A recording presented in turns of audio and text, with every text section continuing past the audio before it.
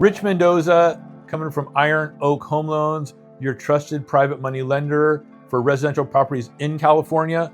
Popular question now that we get is single deed investors versus fund investors. We take in quite a bit of capital and we have investors asking what's the difference. They see it on our website. What's the difference between a single deed and your fund? What's the most safe and what's going to make the most amount of money? Here's the difference.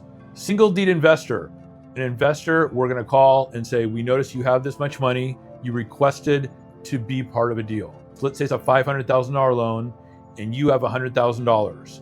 Your name would be on that deed of trust as of a percentage of that $100,000 versus that $500,000 loan amount.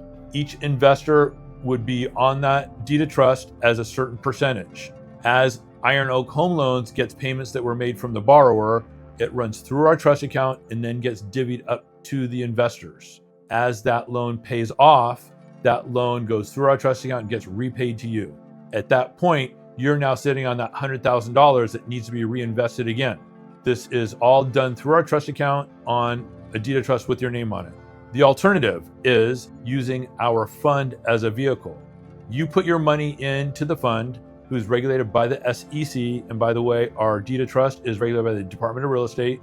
You put your money into the fund and you are going to earn money the first day that we start using that money.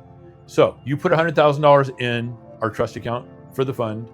5 days later, we use it. You start earning interest day one on that $100,000. That $100,000 is now spread of a plethora of loans.